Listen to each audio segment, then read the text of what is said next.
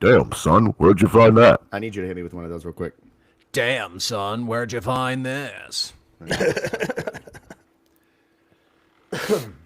This is a certified hood classic.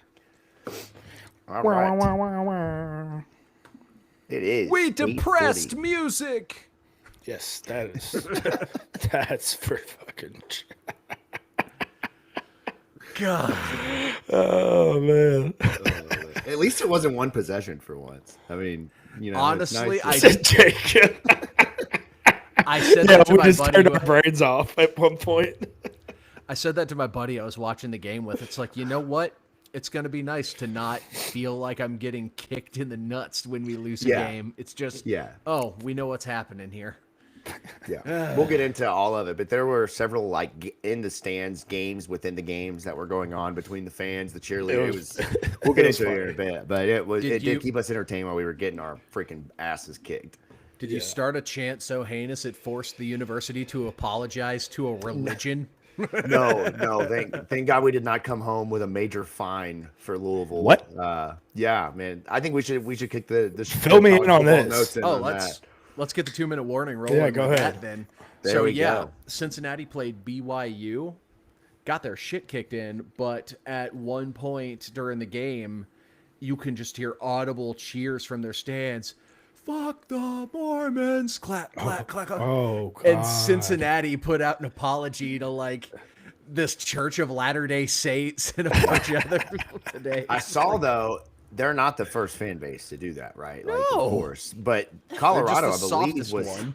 was fined by the Big 12 $50,000, if I'm not mistaken, last year or this year. I can't remember which one. But yeah, I mean, students are gonna be students. I mean, you gotta at that point you gotta just expect it. Come in your cloaks, Yeah. prayered up, and you'll It's be no fine. different than your Ballard and Trinity or Eastern and Trinity of Yeah, when I was at Eastern, a Daddy's good friend money of mine, and ACT scores and all that good stuff. Come in your cloaks means something very different to our opponent this week. Got to be careful about saying that. That's true. When I was in high school, though, to your point, Vince, at Eastern High School, we played Cal my senior year, and a student dressed up as Jesus Christ and came out from the tunnel during the middle of the game holding a sign about free education. Obviously, that did not hold over well with Eastern administration, as you might imagine. No way that kid had ISAP. But we are, 15, 16 years removed from my high school graduation, and that is still probably the number one moment that is talked about from our high school days. So, it is what it is. You become a legend by doing dumb shit, and the Catholic and Christian schools are usually the ones that are on the other end of it. I actually think that's quite a powerful statement on the education system. Right. Yeah. Exactly. No, but that's stunning of all and people. brave. It was Cincinnati. I sent it to Vince over the weekend, Keith, but I know you're a little bit more of an Instagrammer than Keith or than Vince is. Did you happen to see the Bleacher Report film room episode with Scott Satterfield and what is their name? Quarterback's name? Brendan Sorsby. Is that Brendan his name? Sorsby. Yeah. Did you happen to see that? I did not. It was very interesting juxtaposition to watch a coach do content with his quarterback. The thought of Jeff Brom doing content with his quarterback is quite comical, actually. I would love to see it, but You think he'd be like, what'd you see right here? Yeah. And then they'd pan to one of our quarterbacks and then pan back to Jeff and he just staring at the quarterback. So what'd you see here? Right here, it's just starting to kind of bubble up, vein. He's like, we talked about this. Yeah, I just can't imagine Jeff Brom doing Bleacher Report content. It's just hilarious, and I also couldn't imagine Scott Satterfield doing it. Like, not that he's not a bad personality by any means, but that seems like something that another coach somewhere Just else talking would do. ball. Not either one. Just of them. talking ball, coach. That's all we're doing. Let's Talking go ball. out here and draw it up, and then we'll go out there and throw it. Let's do it. Yes. See, I just thought it was like Sorsby just looks uncomfortable, like he obviously doesn't know the answer. Then he's just like, read option to the short side? And then just a visibly frustrated Satter. That's a lucky guess. I will say, it's funny. It can be funny, and also it sucks to watch at the same time. And they're not. That's not sit here and act like Cincinnati's king of the world. They've gotten their asses kicked every time they've played somebody good this season. But it is interesting to watch Satterfield doing a quarterback film review with a quarterback throwing an absolute laser dime back shoulder throw into the corner of the end zone.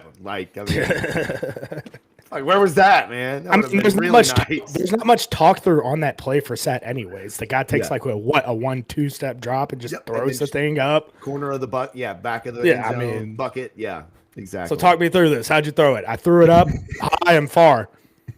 All right, man. That's good. All right, next play. Exactly. All right. Well, we got other people filling in. Keith, I'm surprised you didn't drop more topics in here to the pre-show. What about Justin Wilcox getting the axe in California? Honestly, was really surprised to see Nick Rolovich get the interim job. I told you a month ago, I totally thought that would be Ron Rivera pulling the Pat Riley to Stan Van Gundy. I'm coming down to coach, man. Scoot out of here. What'd y'all think of that? Can't go losing to Stanford like that, man. Like they're honestly at the same spot like we would have likely found ourselves in if we kept Satterfield. Like it was year 7. They had never rounded the corner and taken the next step. He had cleaned up a mess and he had gotten the program back to a stable place where they could expect 7, 8, 9 win seasons. And he wasn't meeting that standard. So unfortunately, that's the business. Looks like a few early candidates are getting thrown out there, including my favorite G6 coach at the moment. So I'm curious to see how the Cal job shakes out. I'm banking Ron. Is he not? Did he already say he's not coming down to do that? I don't Is that know. what you're He wasn't the interim, so maybe he's trying to pull the I didn't fire him to be the head coach, but then here comes Vince we couldn't McMahon. find anybody. This is how he's gonna do it. I'm gonna mitigate or even keel the storm. I'm gonna steady the tide for all the Cal fans for a year or two. He's gonna see how well he does in that year or two, and then if he fails, he can just say, "Oh, I was just a placeholder." But if he succeeds, he'll have 8 game in his contract. Yeah.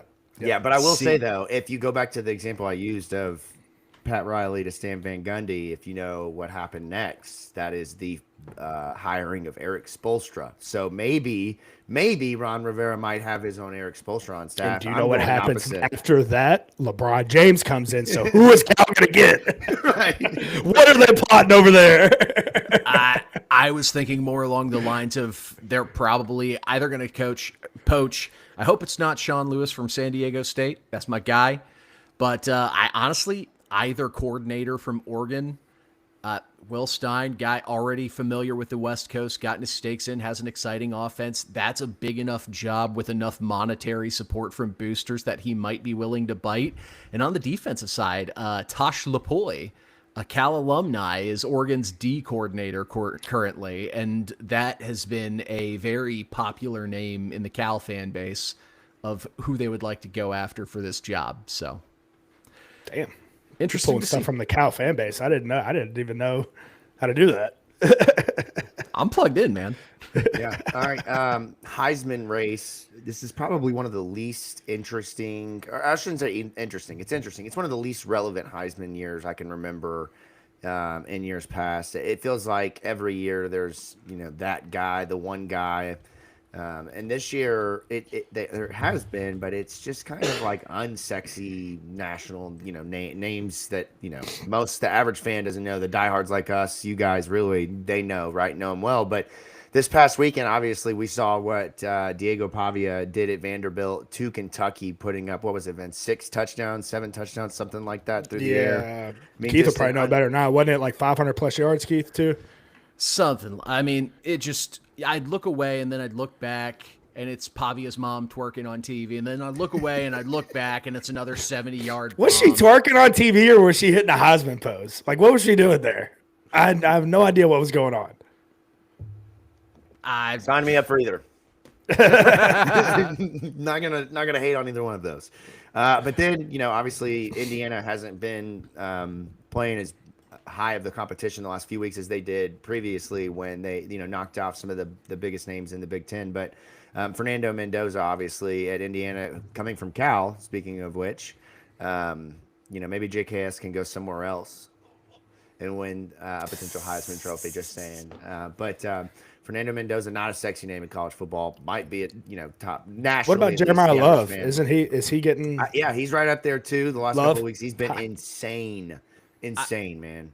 I just think people are making this way too complicated. Julian Sayan's been phenomenal, and Ohio State's just been burying everybody, saying leads the nation in completion percentage, is 16th in the nation in passing yards, leads the nation in passer rating, has 27 touchdowns on the year, so he is 4th in the nation in touchdowns. Yeah. Like, the kid is a stud quarterback putting up godly numbers at the best team in college football. It seems really simple. Does. He's a great quarterback. Obviously, you can't knock a guy for the weapons that he has around him. But to me, when you look at what Mendoza is doing, what Pavia has done with the schools they're at, for once, it would be nice to see one of those guys, get their moment to step into the spotlight, especially Pavia, man. It would be awesome. Now, I know that go ahead. Why does Sayan not get the same love as Joe Burrow? I know he's not. He's not putting up the same passing yards, obviously, right, Keith? Well, the rules have changed, so that's just not gonna happen. What like rules? Games are moving, clock management, clock rules. Gotcha, Game goes gotcha. quicker. So, Yeah. But also he's just not a brash, aggressive personality, and Ohio State's not really been a sexy team. They just go out, kick the dog shit out of everyone, and then congratulations. Right, Pavia, he's got that big personality. He's got that stand-up comedian he's been buddy with. I mean, the dude's got a barstool. Stand-up comedian. That's the last thing I would ever call him.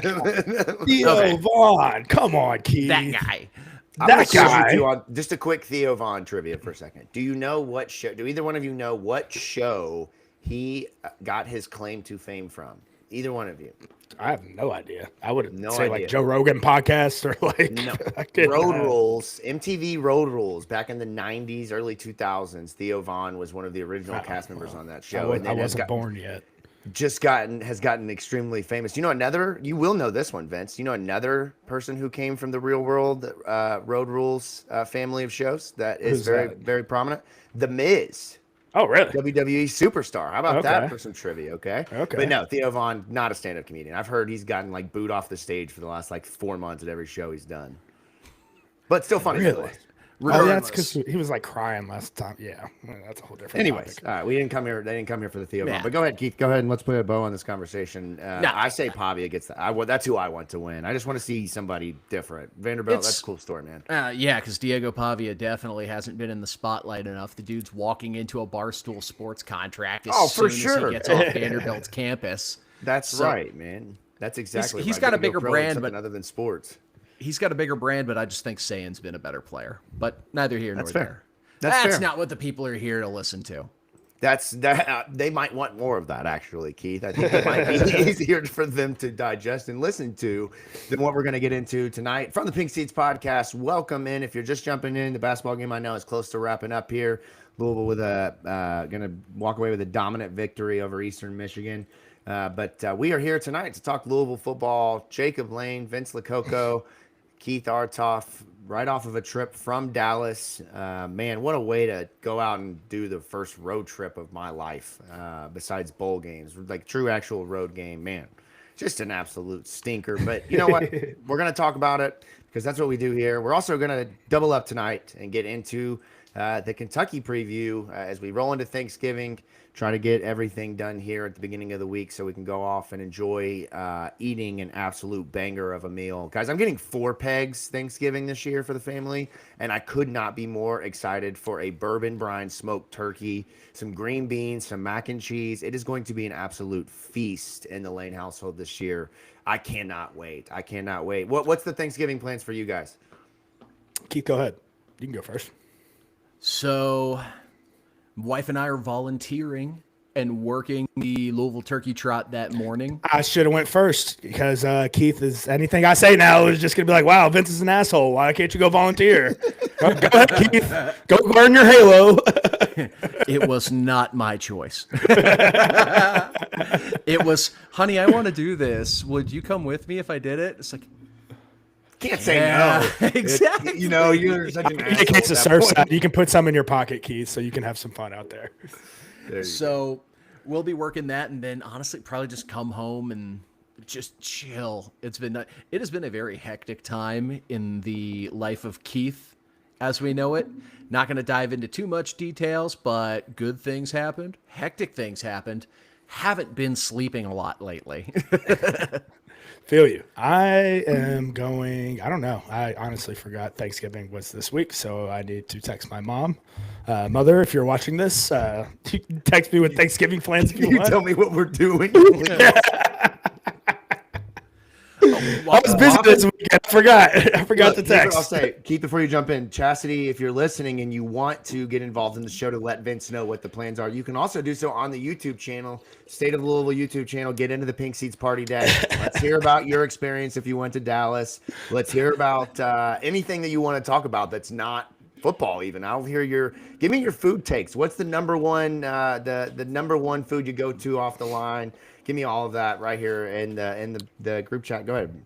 I got just a quick side reel about this. I am sick and tired of people feeling so emboldened just to try and slander turkey because it's the one time a year turkey gets to shine and everyone's like, ugh, turkey sucks. And it's like, congratulations, dude. You or someone you love can't cook for shit because turkey is delicious. I agree, Keith, because there's so many outlets at this point in our lives to figure out and learn how to cook a delicious turkey multiple different ways. People that just drop it straight in the fryer and then season it after. Some people season it before, then they drop it in the fryer. You have the oven bakers where they stuff pounds of butter underneath the skin with rosemary and garlic and all the good stuff. I completely agree. Keith, you're spot on. If you have that, just tell me you don't own a baster and tell me you don't own seasoning. It's okay. Jacob knows a guy. We can take care of you. We absolutely can. Do you guys this year? Somebody told me that I should drop a frozen turkey in the fryer. That's the best way to cook it. Do you guys think I should try that? Immediately out of the freezer. Make sure you do it inside.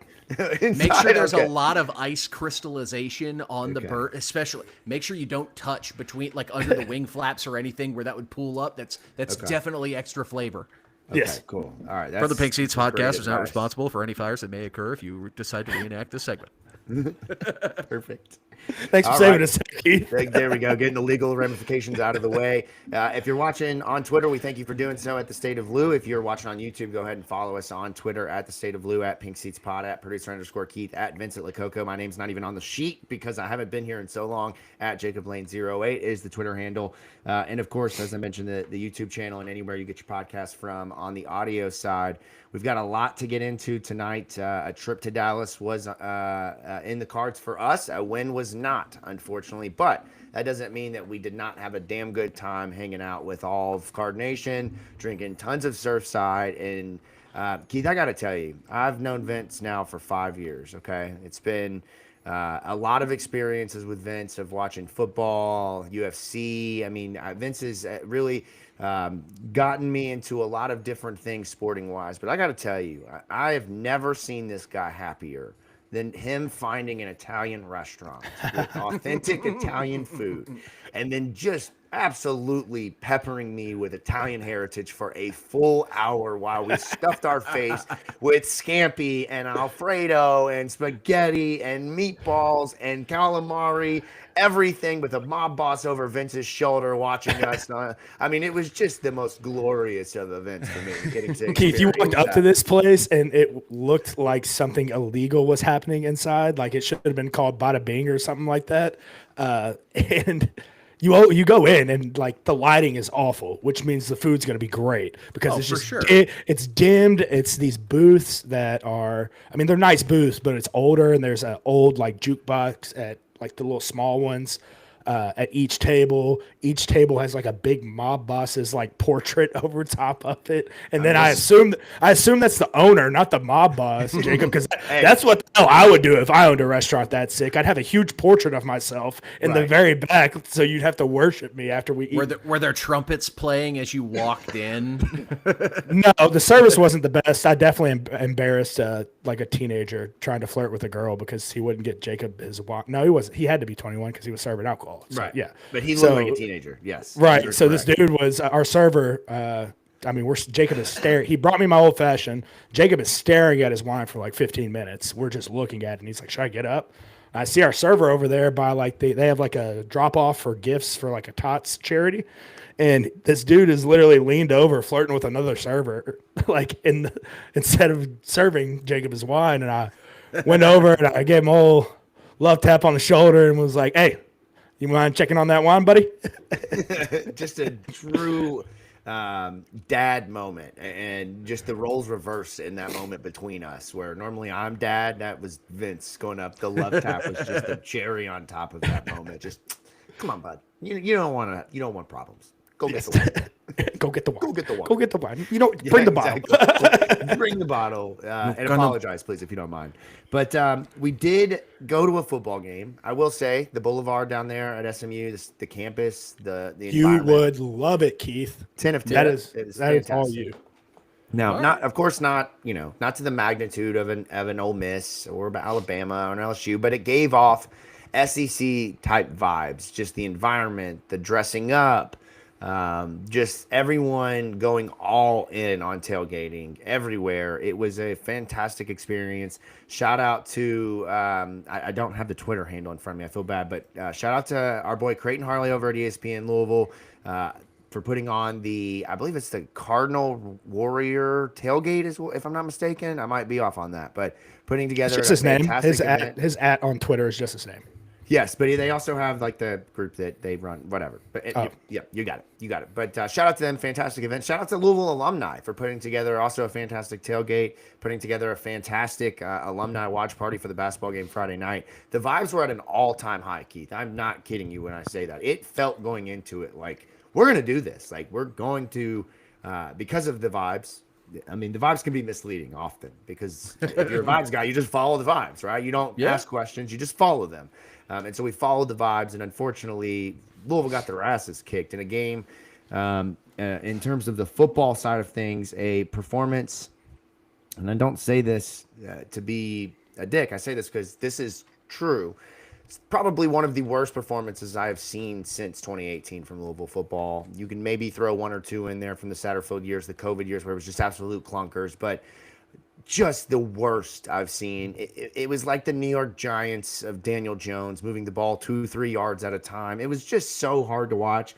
We look over at one point in the second half, and I've been telling Vince, look, and Vince knew this, obviously, but I just wouldn't leave it alone. The time of possession here is beyond concerning. The way that SMU is doing exactly what they did last year, just holding the ball while going fast, but still being able to dominate the clock and move the ball down the field, sustain a drive, get Louisville in and out on 3 and outs, get Louisville in and out on maybe 1 first down on a drive, and then just score every single time. And it was over and over and over again. And no matter what Louisville did at quarterback, no matter what they did at running back, no matter who they put in, the injuries kept piling up. The bad play kept piling up. And my God, if a defensive back didn't turn around one more time, I'm going to lose my damn mind. I mean, it's like me chasing my kids. What are you doing, man? Turn the hell around and look for the ball, for the love of God. But it was frustrating, to say the least. You knew it was going to be bad when you saw 2 penalties the first drive from the defense. You're just like, all right, here we go. There's something, already with the defense. This is not going to be a good day. We have 2 penalties first drive, and sure enough, it wasn't a good day for anyone, honestly. No, that would continue. And I think one of the worst things I've done on the show this year, and I don't mean, again, this to be an asshole, but was to give Jabari Mack a lot of credit. Because ever since then, we've been on a very steep slope downward in performance. And they picked on him time and time again. They picked on Louisville's linebackers in the zone. They just kept finding what they wanted over and over again. And when you don't have the ability to run the ball, and you're not willing, not that you're not able, I'm going to be very clear on that. You're not willing to throw the football down the field. What do you expect? Defense couldn't tackle. They're out there all day long. They just want to get some brisket too, man. I mean, that's what they want. They just want to go eat.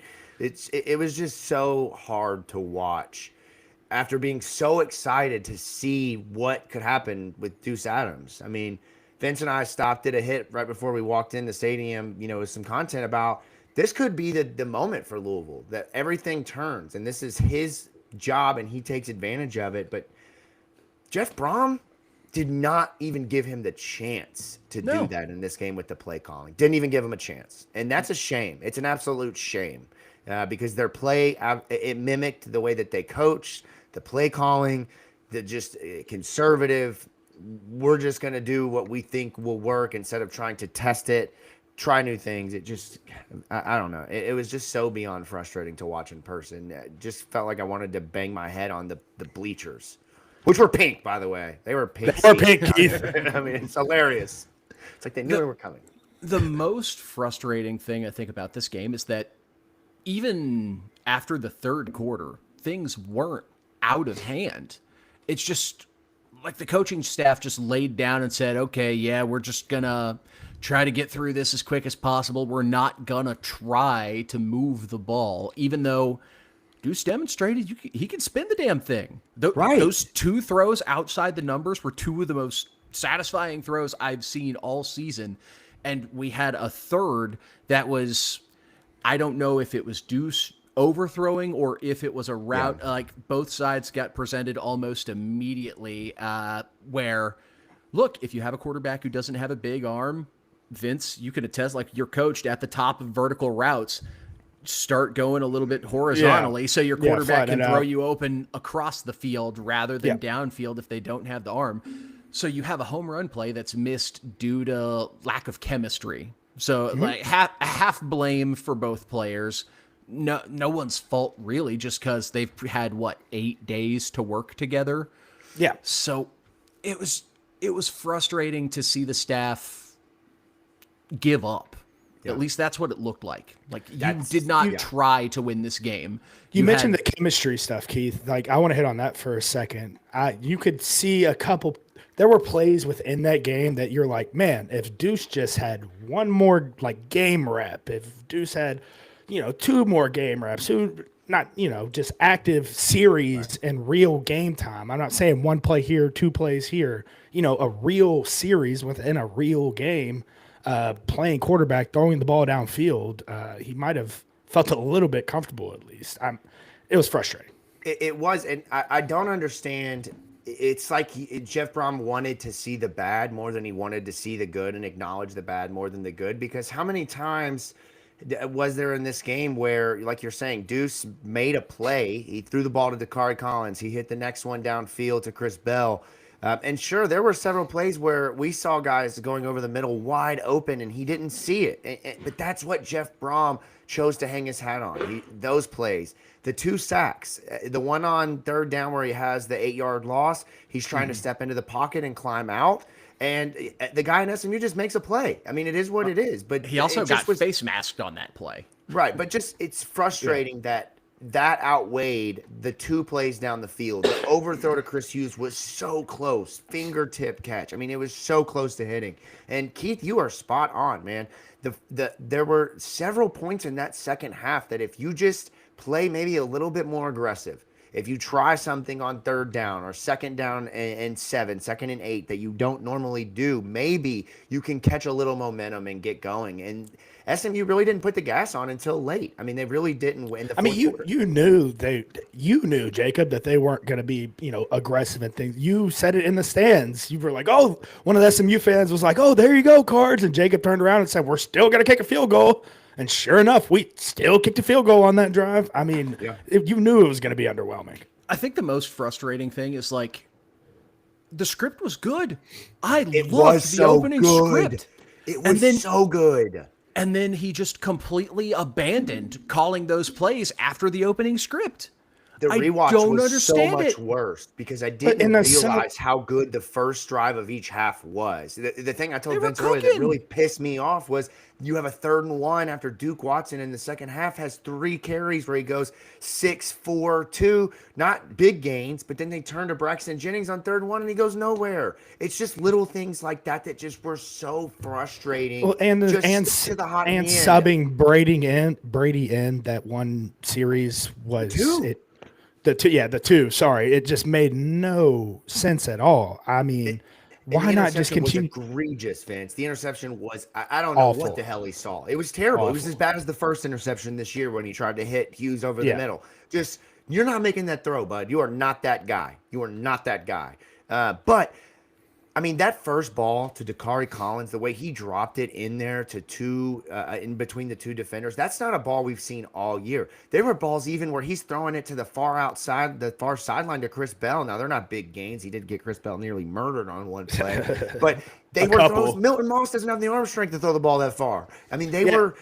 My only complaints with Deuce's the balls Deuce was throwing was the outside hitches were just a little bit too high. The things that he was throwing the ball just high a lot, leaving a lot of exposure for his wide receivers to get hit. Which, I mean, Chris Bell did suffer a couple of those. But I mean, that's stuff, man, that comes with live game reps. You know, that's him in that's the nerves in the adrenaline. Really, probably not the nerves, the adrenaline at that point, getting to the quarterback. So.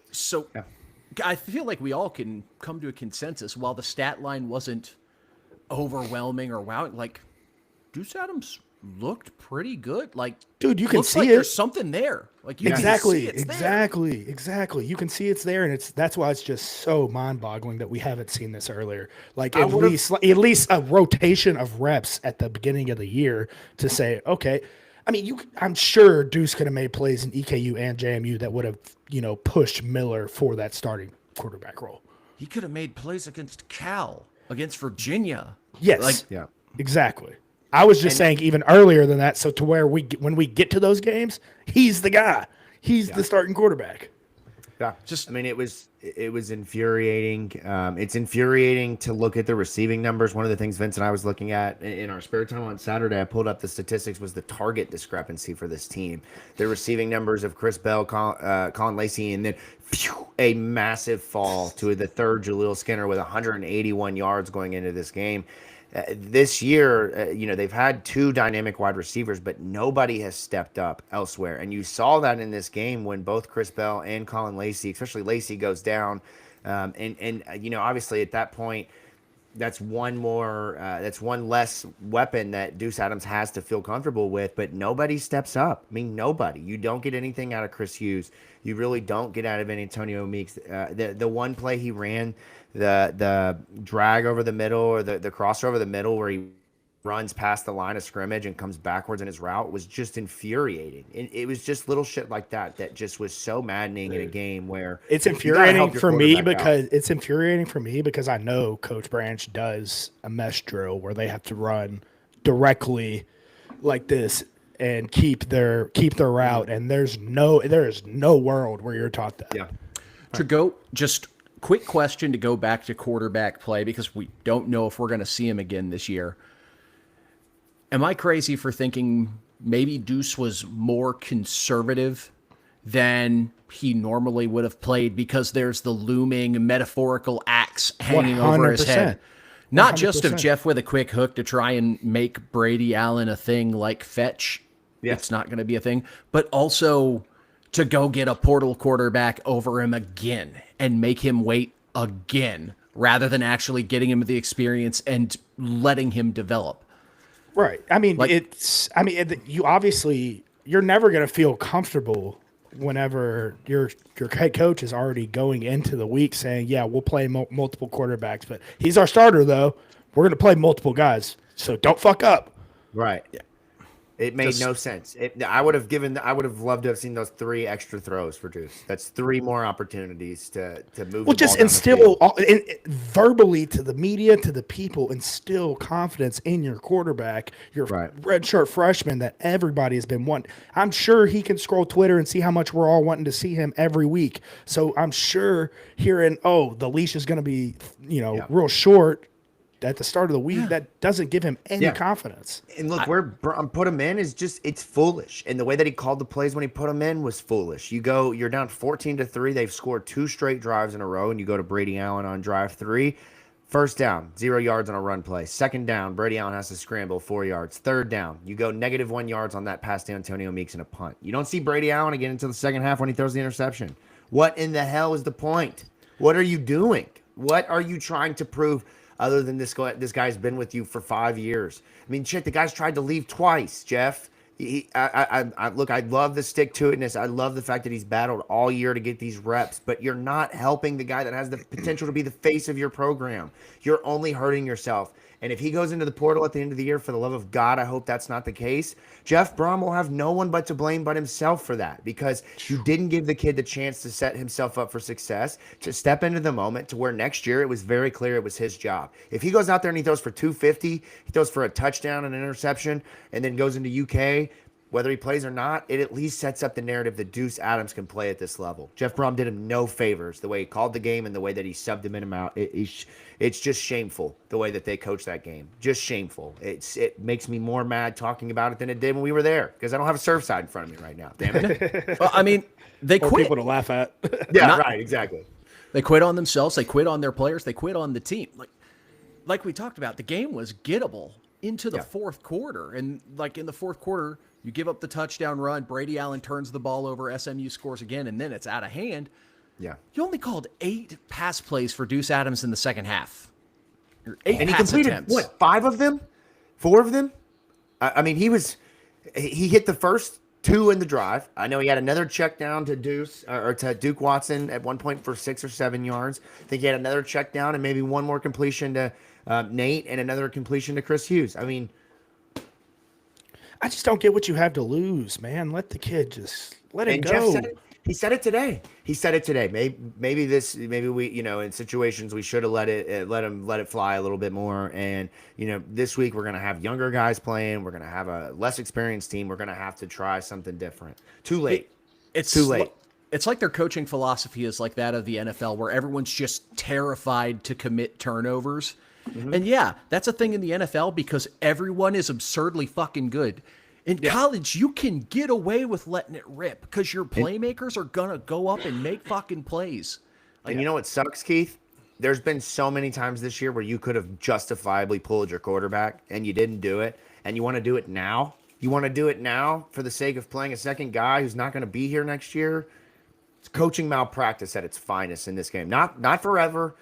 Not saying anything drastic outside of this game was horse shit. It was called like horse shit, and they got to figure it out going into UK. Because if we have another one of these games where UK walks in here and stomps our ass into the ground, I'm going to be pissed for 7 months. 7 months of being furious about football. And this is why the basketball game needs to be after the fucking football game. It's bullshit.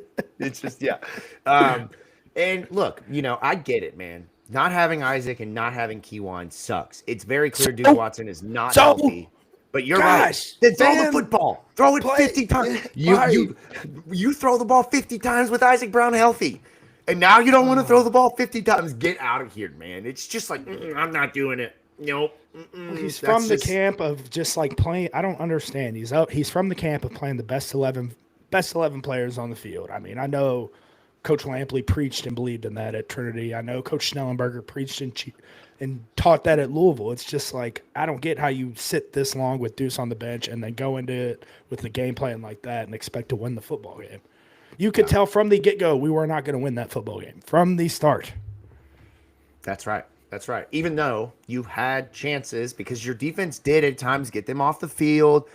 They certainly gave up a lot of big plays, and SMU committed a hell of a lot of penalties. But it is what it is. Let's flip the talk for the defense for just a second, because I think this is the first time all season, and honestly, I'm surprised it's taken this long, where the defense finally let go of the rope. They saw the offensive coaching staff wasn't being aggressive in their calls. They were just trying to get this fucker over with. And I think that's what led to a significant portion of the explosives that were allowed in the fourth quarter. Because again, this was one of the most dynamic, effective offenses in the country. They had 24 points through 3 quarters. We were still in the game. But just the offensive ineptitude, players can only take so much before they start to realize, dude, this shit's pointless, man. What are we doing, man? Right. We want to go home and chill too.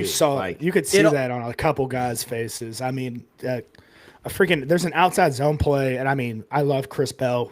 He has been our best weapon, best receiver all year. But I mean, there was a play where he just straight up gave up on a block, and his guy, ends up making the tackle. And I mean, you could look at defense multiple times. There are guys just blatantly just jogging and eyes not in the right spot. And it's like, what? Just come on, man. What also doesn't help is Jordan Hudson having another week to recover, and he's starting to look like himself again. And Yep. Kevin Jennings having arguably his best game of the season. Like, Yep. there were even plays where we're in good coverage and we're just getting fucking dotted up, man. And Yeah. Look, it's those receivers are legit. Brinson, Ymir Knight, and Hudson are dynamic. And then when you sprinkle in the way that Hibner played at tight end, they didn't even really get the ball to RJ Maryland until the second half of this one. He didn't have his first catch, I don't think, until the third quarter. Nothing worse than, showing up Sunday, getting ready to just play some college football, get my mind off the football game. Ironically enough, play some college football video game to get my mind off of what happened College Saturday. football, the game. Yeah, right. So first person I fire up, they always have the ultimate team guys that show up on the screen before you start it. RJ Maryland, just right on my screen. I'm like, what the fuck? I can't get away. He knows a little something about RJ Maryland back in. You remember that game, Keith? He ran you wild, buddy. Right over the middle. Those little 6, 7, 8 yard passes turned into me beating your ass. I remember you hitting that lag switch in that first game real quick. And getting Yeah, right. Oh, it's good. But Defense, though. Go ahead, Keith. Go ahead. I was gonna say, like, the defense wasn't good. Well, they were fine, like average to fine. Yeah. Against an offense that good, they gave us a chance, and the offensive staff could not have been any less interested in trying to take it. It was, let's go down here, the whole time. let's run out the clock. And look, like, defense made mistakes. They're human. They get it. Other teams trying too, and the other team's really fucking good. And now, for the sort of extension debate, because there were people talking about, like, oh, Jeff should be one of the blah, blah, blah highest paid in the country. Rhett Lashley coached like a coach who deserves to be one of the 10 highest paid coaches in the country. Yeah, he did. And Only the fact that he one signed of an the extension is big for them. I mean, that's huge. And you see the excitement down there. Yeah. Building. I mean, they're certainly rallying around the team. I mean, it wasn't sold out, but it was close. And those fans, they were loud. They made an impact. I mean, they certainly know that they've got something special there. And if they can keep Kevin Jennings away from SEC schools, I told Vince at one point he's going to look real good in SEC jersey next year. Yep. But he's a Texas guy, man. Like, he's going that to likely and want to SMU's stay. got money. Exactly. Dude, their stadium is beautiful. Beautiful. That, Beautiful. Keith, you would walk in there and be like, exactly like Jacob and I were. This should be our stadium. This is how big our stadium should be, because we would sell it out every single week and we would have so much fun. It was awesome. It was awesome. But a lot to be left desired. We'll get into the game notes and film here right now. Last thing I'll say on the defense as we get this pulled up is, I think the game plan defensively mirrored at times what you saw offensively. A lot of conservative play, a lot of dropping back into zone.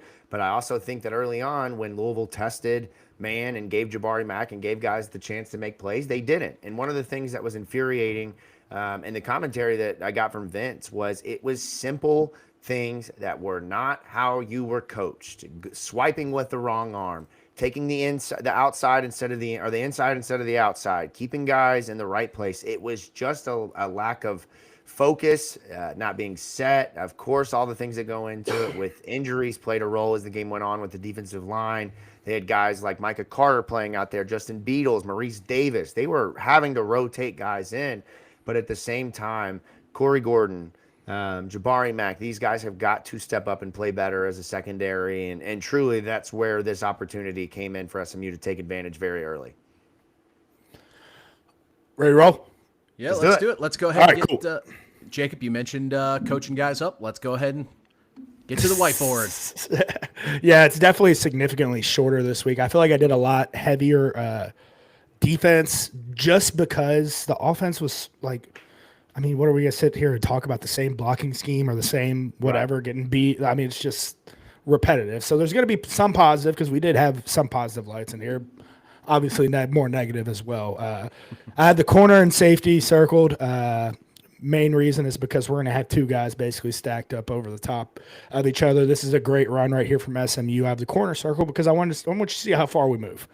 I mean, go back and forth between this. Look how far the ball snapped, and look how far we've moved. Are we convinced he's moved at all? I don't think he did. Exactly. And look at the safeties and TJ. I think that's TJ Capers. I mean, just stacked right over top of each other. That's not how you fold and fill. No, hit the next one, Keith. I think there's a third picture with that as well, or maybe, yep. So that's how far we've also moved, guys. Is just a little bit to the right. We've shifted a little bit to the right, which is out of the way of the play. Exactly. You took yourself out of the play. Keith, you know damn well he saw a big dude running downhill and said, "Ole." Yeah. Shit. Nope. Yep. All right, let's hit the video so we can see this live. Yep. Sorry about the flashbang, everybody. Get over it. We're working through Google Drive. I don't think that's how you cover that. No. Ooh, the Google Drive is struggle bussing while we got the live show going on. The ring of death. I know. Oh, well, I knew it was going to be slower. Yeah. All right. Right here, Jacob and I were having a fit about this one, Keith, in the stadium. We were like, why would you try and back tip right here?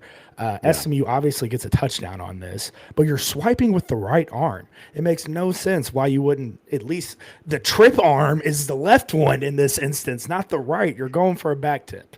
It looked like, he was trying to get the fumble, but also just for context for listeners, for Keith, I think you saw some of the videos, but if you look at the pylon right there, we are about 20 feet from that pylon, 3 rows up. We are right there watching this, and I've got my iPhone 17 out filming.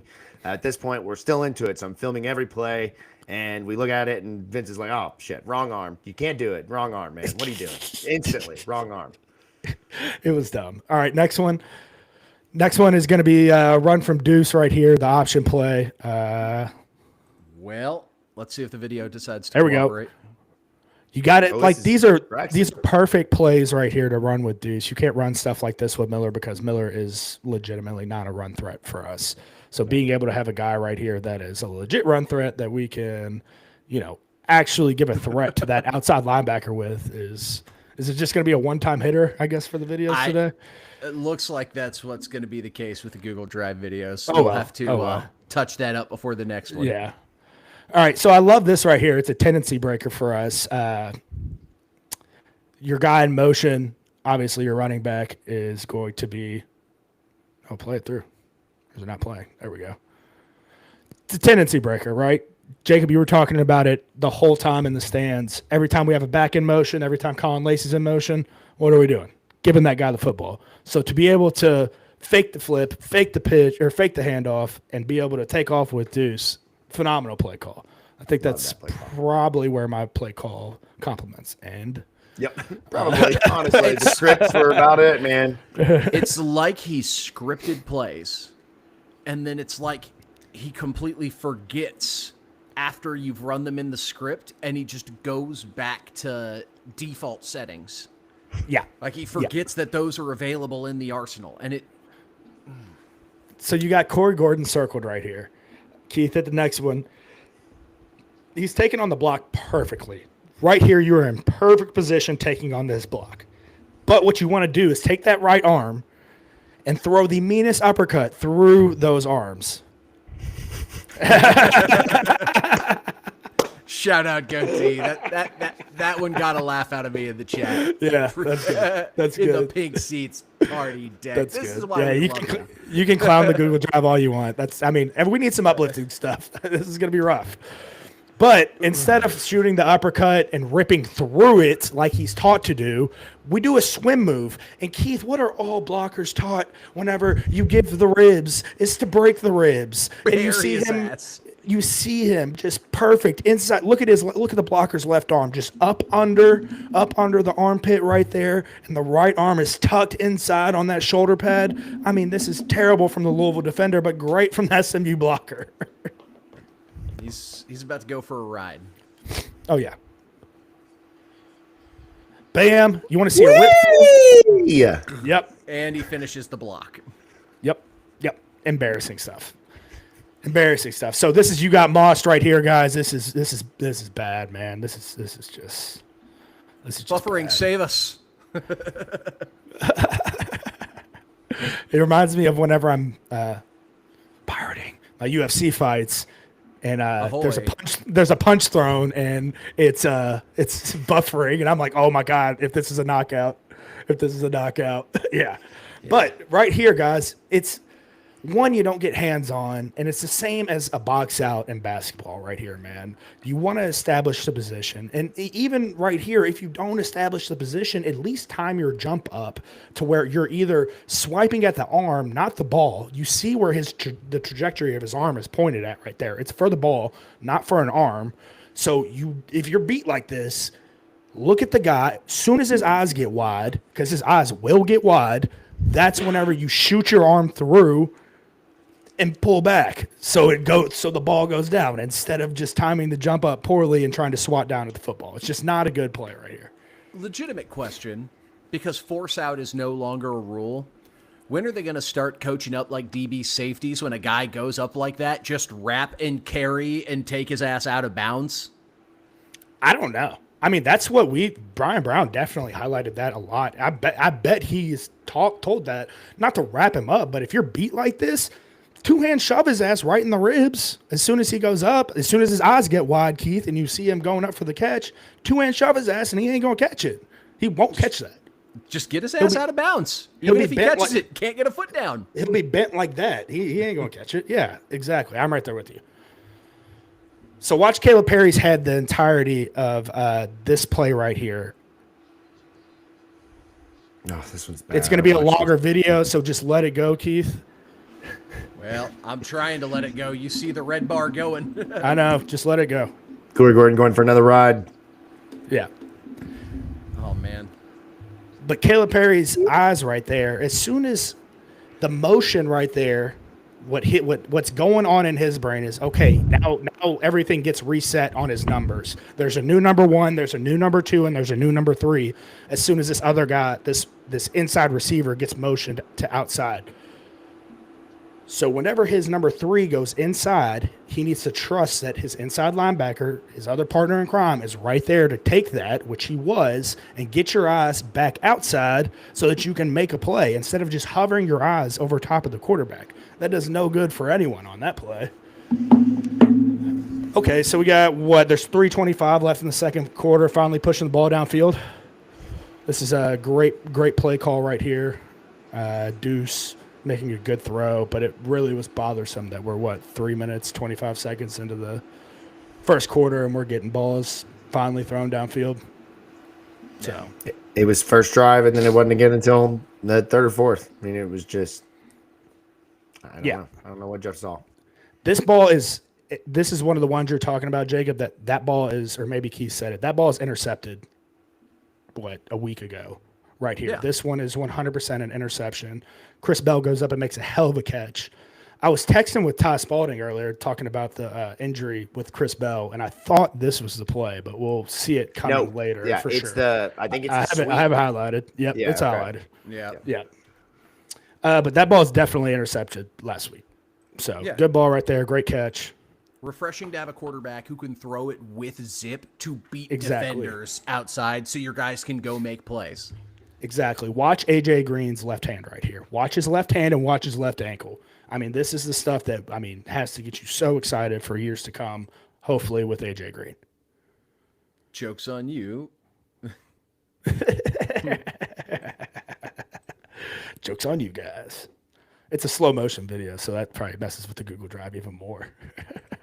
So it's buffering and it's not going to cooperate, but what he's able to do is he's able to get almost like a long arm with inside possession and then drive that leg around the offensive lineman for leverage to actually start to develop lean, something we haven't seen from edge rushers in a while. Yeah. And this is the type of thing you get excited about because it's a guy in his third year growing, learning, developing, becoming a better football player. Big, strong. He looks good, man. He looks good. Get you excited. This is the play right here we were just talking about. The Chris Bell likely was injured on. Speculation. I don't know. I have no idea, but this is my bet because at the end you see him definitely grab at his leg. Yeah, and I don't know if he limp. I don't think we get a limp off in the video, but the guy right there lands on him. Right, and you see him instantly kind of reach down, roll over, get up, limp off. He comes back, I think, maybe for 2 plays after this. He has one more catch, and then we don't see him again. Yeah. See it right here at the end. Grab the leg. Yeah. You just saw it, and it was just like Lacey earlier, man. I mean, not the same play, but Lacey saw immediately, pulls up, grabs. I couldn't tell if it was his leg or if he got like a concussion. Hey, I mean, immediately. and I thought it pulls was up. his shoulder, but And I'm not going to sit here and knock Chris Bell. If it is a potential injury of anything where it could harm his NFL draft stock, Don't play. do your thing, man. You have absolutely, I mean, busted your nuts this entire year to get your draft stock to where it is. And it's been hard enough for you to get it to where it is now. So, I mean, just take it and run with it for now, if that's the situation. I'm not going to sit here and knock the kid if he's slightly injured and he wants to sit. No, so it's a lot different than back in 2020 when Javian Hawkins opted out after an injury, where it was like, okay, you probably need to play a little bit more football for film purposes and draft purposes. But here, I mean, Mel Kiper has him as a 1 or 2 receiver, probably second round pick this year. Sit out, man. Get your money. Go ball out in the NFL. Thank you for everything you did over the last 4 years. No one's gonna. No, I mean, like, if he wants to play, like, if you want to play, everybody definitely take you though. Watch Stanquan right here, buddy. I got 2 healthy ankles. You can take one of mine. oh yep, I know what play you're talking about, and I did not mean to skip. It's Google Drive. Play. This is what you used to say. Change is bad. Oh, here we go. Honestly, that was a terrible spot for it to buffer on too, man. That thing was just flattened up, man. Oh my god. They as you like to say, put him in a chair. Put him in a chair, man. That ain't too good. Ain't too good. No, we had a lot of injuries this game, man. Like, Oh, it was bad. What a Renee fucking Conga. I went machine. through Renee Conga twice. You had AJ AJ Green Green twice. You had Micah Carter goes down. You had Con Lacey go down. Chris Bell goes down. Braxton Jennings goes Braxton down. Jennings. I mean, it was just like at this point, like Presley, I think tweeted from the State of Louisville account earlier to. What was it? Bubble wrap? Have you ever done an NIL deal before? I mean, it makes so much sense. At this point. Little giants out there. Yeah, right. Exactly. So I was highlighting earlier, guys, from Deuce Adams, where it's like, yes, he missed 2 guys that were wide ass open right in front of him, but he's not missing this throw if he has reps earlier in the year. Yeah. I mean, this is one right here. Go ahead, Keith. I think this is one where he's trying to press to make a play because it's 3rd and 11. 3rd and 11. Yeah. And I the want you to game see is the not yard out line. of reach. Like Keith said, if you make a play here and you cross midfield, you start to give yourself a chance to catch momentum. It's not too late. Yeah, so keep eyes on the. He has a play. He can get the yards right here if he hits the right guy.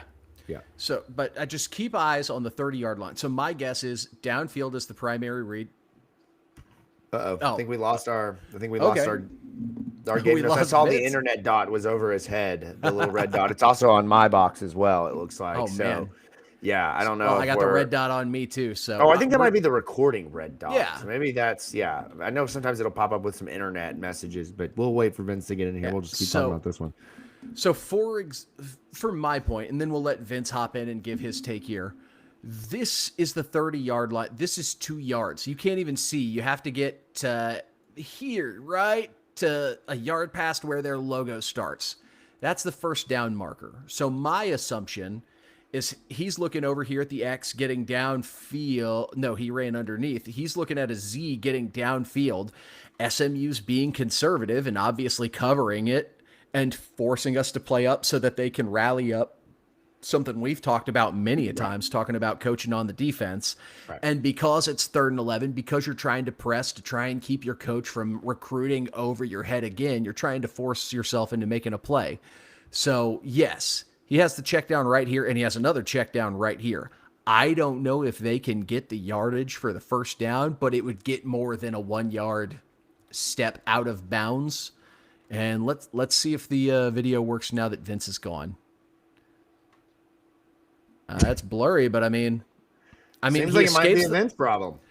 It's like he escapes the pocket, keeps his eyes downfield, and then looks for something. And I would like to see him in this situation cut back and try to fight to get some yards. But it's also, again, I don't know what Brom's telling him, where it's like just don't do anything stupid. Let's live for next week. That play right there screams, I don't want to make a mistake. I don't want to take the chance. I don't want to make a risk, because you have two guys that are flashing over the middle now. It's certainly going to have to be that, one, you put the ball in there in a tight spot. The other one, you're going to deliver it short of the first down marker, and he's going to have to go make a play. But at this point, I mean, it should be 4-down territory no matter where you are on the field, because of the fact that you are down 24-6 in a game that you absolutely have to have. At that point, do what you got to do to take advantage. And then you saw there, Louisville doesn't get any points. They walk away punting again, and SMU is going to go down here. I can't tell what is this, fourth quarter, 9 minutes, 44 seconds left to go. And they're going to put this game away for good and slam the nail in your coffin. Sorry, I'm digging up Vince's old notes so I can get what he had. So he's saying, this is frustrating. Deuce has two guys he can hit over the middle for more yards than what he scrambles for.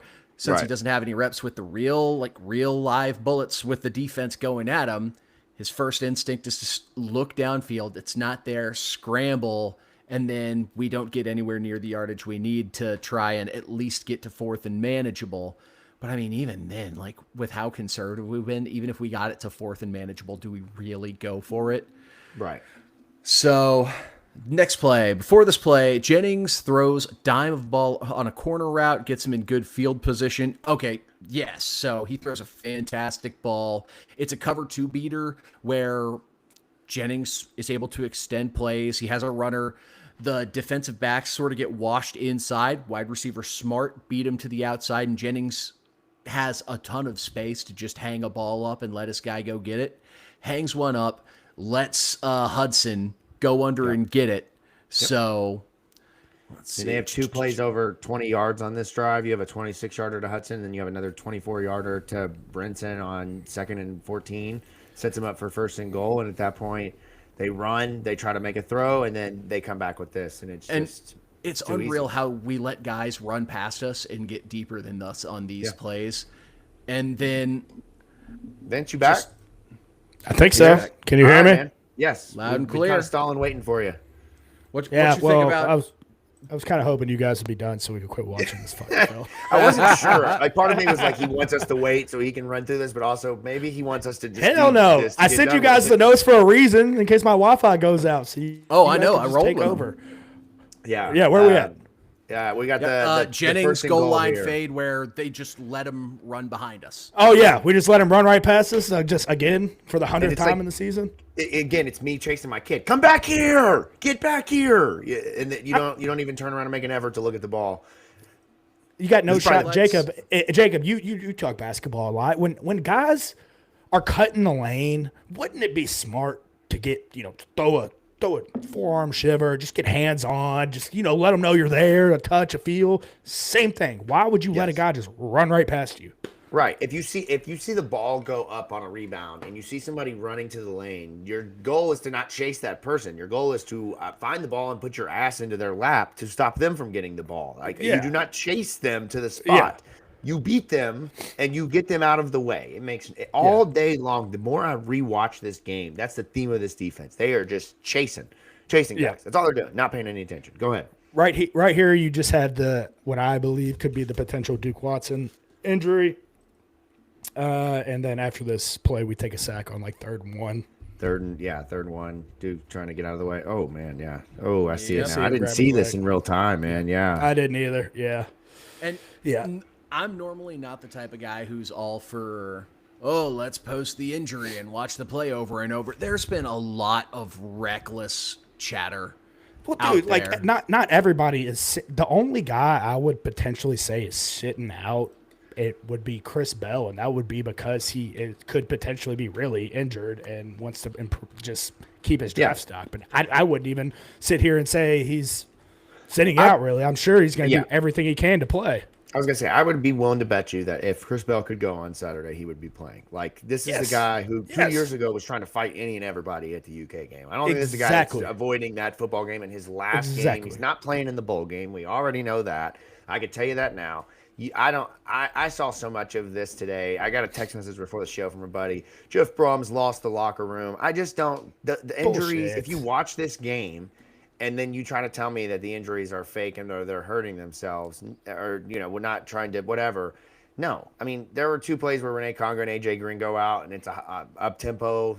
They go down on one knee, both come back, but like that's a completely different story than a guy not playing the week after, and you're trying to nail him down for saying he's quitting. It's just he takes a nasty hit right here. Yeah, and his leg goes swinging. I mean, you see, just rewatch it. Rewatch the game. That's all you have to do.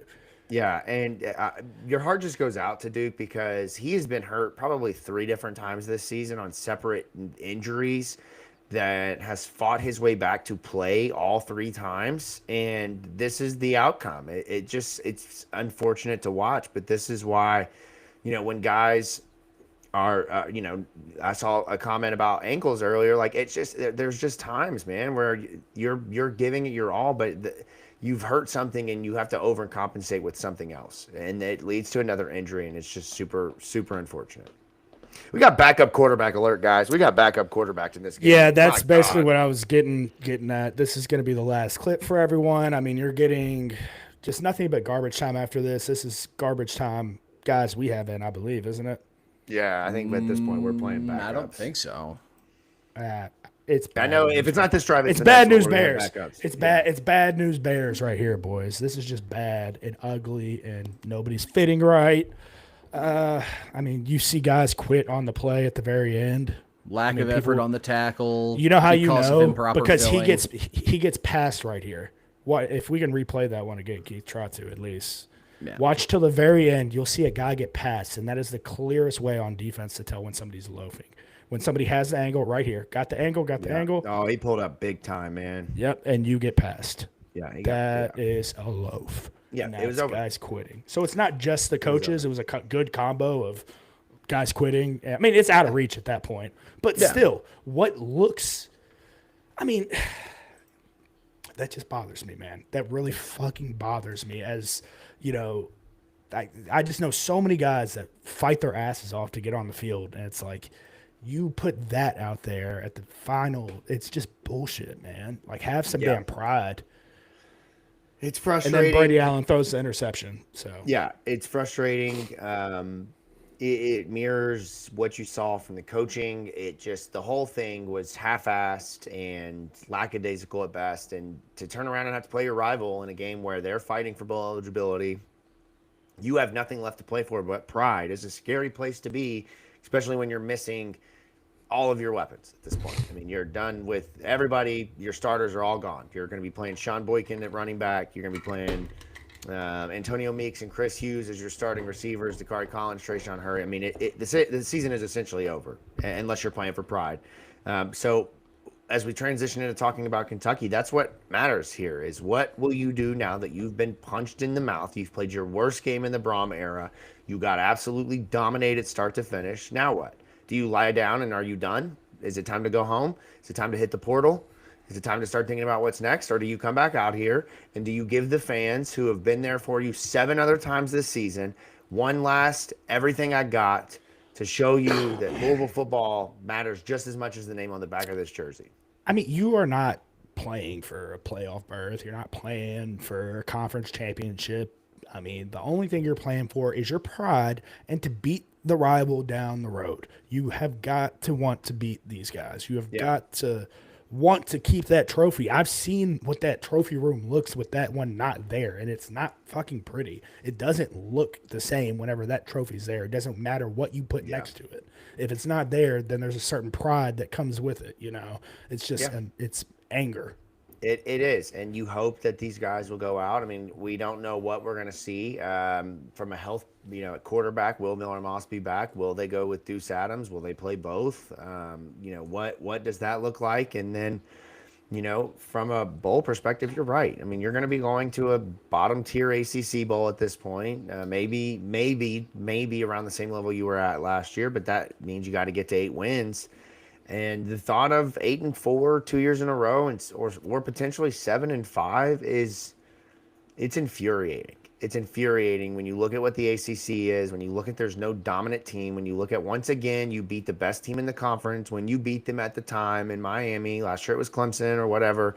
It's unfortunate. And I don't know what happened. I don't know if it was truly just injuries and lack of confidence, but at some point, Jeff Brom and his staff have to look at themselves in the mirror and see 2 years in a row where your team falls off a cliff and ask, what is going on? What are we not doing right? Who are we not developing? What are we not giving enough attention to throughout the year to where we're not getting out of the gates hot and then just absolutely plummeting. We're able to sustain a healthy season that is at a constant trajectory, because when this team wins big, you can almost guarantee under Jeff Brom they're going to lose just as big, and not by a large margin. That's not what I mean, but I mean in the moment when you need it most, they're going to find a way to lose a football game that you absolutely have no business losing, and it's infuriating. I'm not the person that's going to say hot seat, warm seat. I certainly think you need to evaluate your staff and going into year 4 of what that looks like. Who is a talent developer? Who is not? Who's a recruiter? Evaluate where you not? Spend your money in the portal. That's also true, because that is bad. Yes. That is bad. It has been Yes. poor roster management for 2 years in a row to bring in a damn good quarterback, to bring in maybe one good or two good defensive players, and then have to fill the rest in with what I told Vince, guys that you're getting out of the bargain bin. Now, and I don't mean that to be offensive, but you're taking chances on guys like, and I'm not going to name names, but guys that are from lesser schools that didn't have the statistics there. Why the hell are they going to be good enough all of a sudden to play at Louisville? It makes no sense to me. When you have the kind of roster you have, when you have the kind of system you have, when you have a basketball program that you're obviously investing more in, you have to make every dollar go the furthest it can go. Well, figure it out this offseason, because it's bullshit 2 years in a row. Caleb Williams, Kyler Murray, Baker Mayfield. And the guy USC has now, if Lincoln Riley struggled that bad with Miller, I mean, like, I don't get it. I don't get how you evaluate and bring that in and say, okay, this is going to be the guy based off one football game. I mean, come on. Is this the Vincent Keith was right victory lap? Yeah. Is that what it is? Yeah. I mean, like, I'm always going to support. I can find ways to, early in the season justify anything, but at some point it becomes tendency and it becomes just, you're just not performing well. It's not just one game. It's not just 2 games at this point. You're just not performing well. And I mean, he wasn't even playing this game, but still, it's just like, who knows the position we could have been in if we played deuce week 1, 2, 3, 4. Trust your Brom is no longer an acceptable retort to roster construction concerns in the offseason. Yep. Especially quarterback. There were a lot of people, oh, hey, quarterback. Trust your big dog. Trust your big dog isn't either, because, I mean, we've seen what the big dog players have been doing, from UK. Well, and we've also seen, and I don't know where it falls, what the reason, but you got 3 decommitments in 2 weeks of now. Look, you certainly can say, well, one's from Ohio, was going to go to Ohio State as soon as the offer came. Missouri was always there. Bullshit. Finish the deal. Get the guys signed. National signing days in 2 weeks, 3 weeks. Get it together. You can't lose Karsten Birch. That's correct. Lose a St. X kid. That's the nicest thing you'll ever hear me say about a St. X kid ever. And that is a compliment. I'm kidding. Exactly right. I text them. I was so angry. I texted in our group chat. What did I say? I can't even make a Trinity or St. X joke right now. This is just frustrating, man. The best player in the state, in this city, just decommitted, man. When you're supposed to have the staff that keeps those guys home. That's what they said all along that they were going to do. Now, again, context is always crucial. We don't know the situation, but at the same time, we're not here to cope. We're not here to make excuses. You lost 3 damn good recruits. Go out and find 3 better recruits. And please, for the love of God, I'm going to drive 10 minutes down the road and show up at St. X every freaking day until he recommits. That's what you do. Right. That's what you do. Right. It's 10 minutes down the road. Papa Level is literally 10 minutes down the road. Yeah, you can cut through the back streets and get checks on the way back, man. I mean, it's a win-win for everybody. Last thing I'll say here on the roster construction, and I think I've seen this sentiment pretty much everywhere about we got to stop going to the portal for a quarterback. I've been banging the drum since probably beginning of the year. You have a guy in Briggs Cherry coming in, assuming that you can hang on to him, and that's a big if at this point. I mean, he certainly seems committed through and through, but when you got guys left and right starting to drop, you look around and you ask, what the hell is there? What's going on here? It certainly makes you question what's going on. But next year, no excuses, Jeff. Develop your quarterbacks. That should be a 3-way quarterback competition between Briggs Cherry, Deuce Adams, and Mason Mims. Do not go out and get another freaking fifth-year transfer who had a bad year at another school. You're not that guy, Jeff. Stop trying to rebuild lost causes. Stop it. I'll take Arch. I'll take DJ Lagway. I'll take those guys. Not at the prices they'll command. You know who he is. That's also true, Keith. I'm hoping for discount stuff. Sorry. Our audience, we all have a family member like this who, look, automotives are starting to get expensive.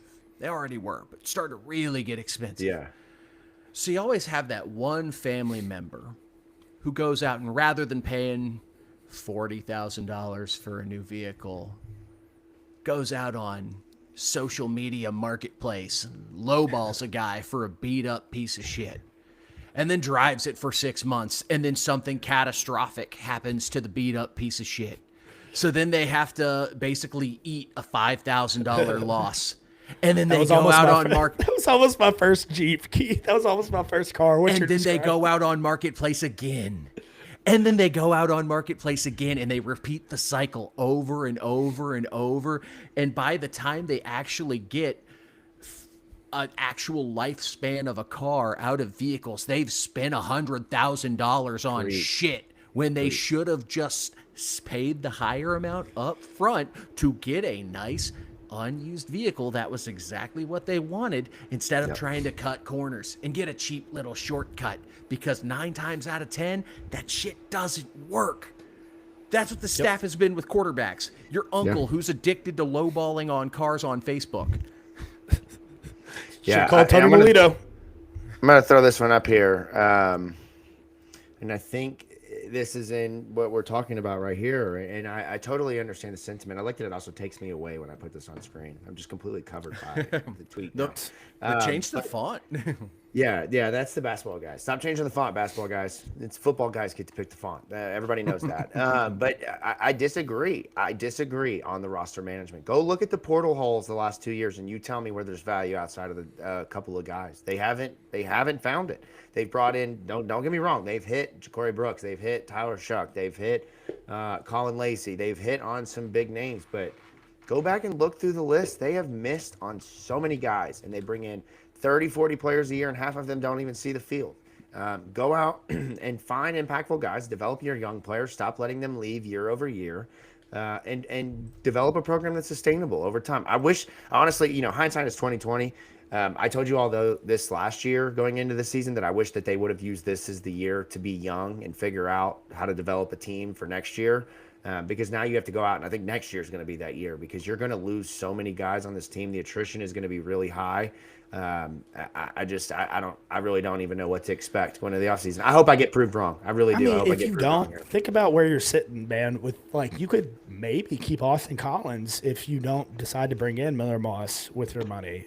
You could bring in another weapon on that. You could bring in a good tight end. Maybe you decide to play maybe you decide to pay Jamari Johnson a little bit more, even though he's injured, and you start Deuce Adams week 1, and he might struggle week 1, week 2, but he's getting better, and we can see it, and he hits Miami and he has a phenomenal game. Like that, all these things could have happened, Right. If you just gotta, it's no different than me managing my money right now. You just gotta manage it properly. That's right. All right, so Keith, closing thoughts here before we transition to Kentucky. I was actually about to transition into Kentucky. Like, the vibes are bad right now, but I think maybe one of the only positives going into this week is we're not the only team in this game that just came off of getting our asses whooped on the road. We're not. You know what? And speaking, Keith, of getting your asses whooped, there's no better time to do so than post-Thanksgiving, when you have stuffed your face full of turkey, full of green beans, full of mashed potatoes, full of cranberries, full of stuffing, full of everything at your table, and your pants are busting open. There is no better time to go get your ass kicked than now with Burn Boot Camp. And we got some exciting news. This is no better timing. I couldn't be more serious if I tried. From December 1st to December 6th, our friends at Burn Boot Camp are going to be hosting Holiday Hustle Week, and we want to invite you. We got our asses kicked. You guys saw it. Now it's time to get your all's asses out there and try it. They're going to give you a full week of free camps. And whether you're just getting started or you're pushing towards a new personal best, trying to stay in shape, get ahead of the game, the perfect place to do that is at Burn Boot Camp through the Holiday Hustle promotion. Try it out. Free trial, no strings attached on this one. From December 1st through the 6th, you're going to enjoy free camps with one-on-one coaching in each of those camps. It is a great environment. It's a group fitness class, but the trainers are as hands-on as you can get in that type of environment. Complimentary child watch, so take your kids there. They will not be giving them baths. They will be watching them. I was waiting for it. That they are behaving and that their parents are able to get a workout in. There's workouts for every fitness level, whether you're injured, whether you're pregnant, whether you're just getting into it, or whether you're like Vince and you are out there every single week putting the hours in the gym. Burn is the place. I'm still a fat guy. Yeah, hey, but that's all right, man, because you're going to go sweat it out, and then you're going to eat 2 tornadoes at the gas station right after because you put your work in. 1 week, free camps. It's the best time to get started.